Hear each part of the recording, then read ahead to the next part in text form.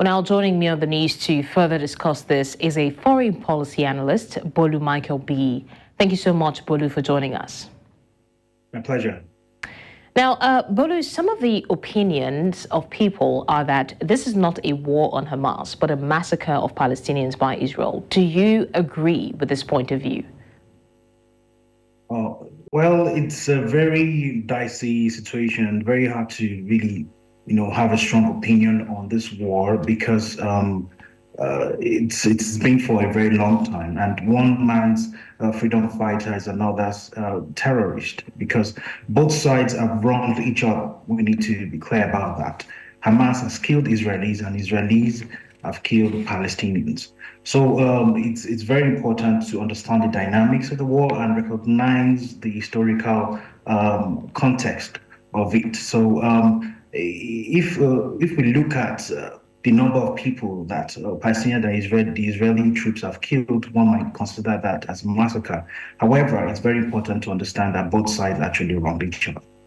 So I'm kind of neutral when it comes to having an opinion on the war. Right. Now, a Rafah resident after the recent bombardment said, and I quote, "They strike us with huge bombs. US and UK think we are the Soviet Union and we want to fight them, but we are unarmed people, poor people, babies, women, old people, even animals and birds were not spared from this destruction." How would you react to this? A statement like that kind of helps us to see the humanitarian side of the war, that these are just ordinary people, everyday people just trying to get by.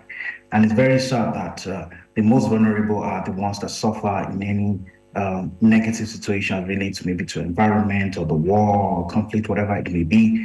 That's where the voice of reasoning must come in and understand that anybody could be a Palestinian or Israeli, and the life of an Israeli is not more important than that of a Palestinian, and vice versa. Every human was born free, and it's very important for us to just try as much as possible not to take side and just call and let humanitarianism reign, and just call for the peaceful coexistence of all, for the security of the life of both the Israelis and the Palestinians. It's sad that this is happening, and a statement like that could be made on both hands, that is from Palestinians and also Israelis. They've suffered losses, they've lost their children on both sides. So it's very sad that such statements are coming out. It is indeed very sad. Bolu, what do you make of the fact that Hamas actually started this recent conflict, knowing that, you did mention that it's important to know the history and the dynamics of a conflict, having in mind that they do not have the wherewithal to take on Israel. Can we call it a miscalculated move on the side of Hamas to test its own strength? Well, if we refer to it as a miscalculated move, we may be oversimplifying the dynamics of the war.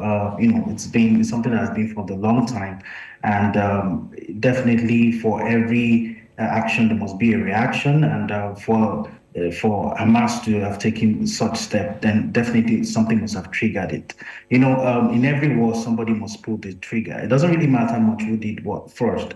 That's what war is about. Somebody must shoot, then stop, and shoot again. That's war. There has to be back and forth. So it's important not to oversimplify the context of the war, but to try and understand where both sides are coming from. What are the grievances of the Palestinians, and what are the agitations of the Israelis as well?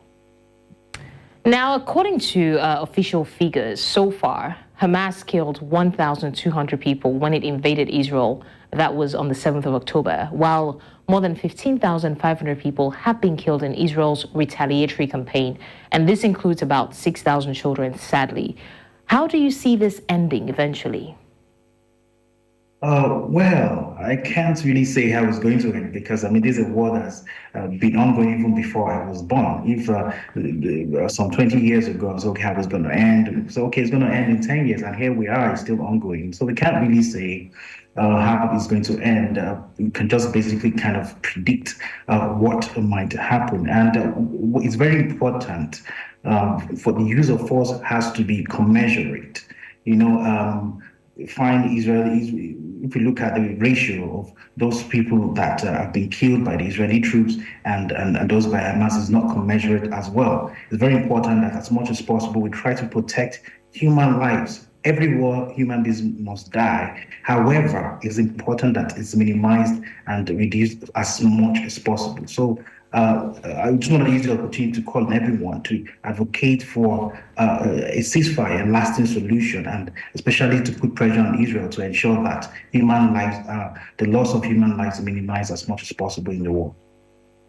Now, as of today, Israel has given two conditions, and the first is that Hamas releases all those kidnapped, and the second is for Hamas leaders to surrender and the organization dismantled. Only then will there be an end to this war. Do you see that happening anytime soon?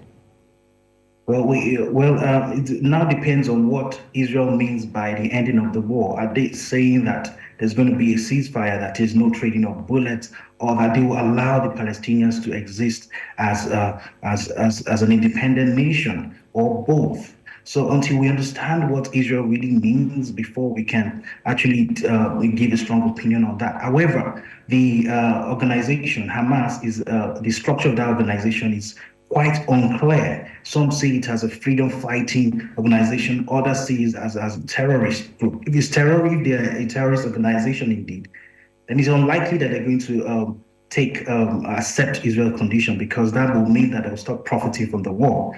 And if it's a freedom-fighting organization and they play into the hands of Israel, it could also mean a betrayal of the agitations of the people of Palestine. So we can't really say categorically, but based on the current body language, I do not see Hamas giving in to Israel's conditions. Bolu Michael-Biyi, foreign policy analyst, thank you so much for joining us on the news. Thank you, blessings. Thank you.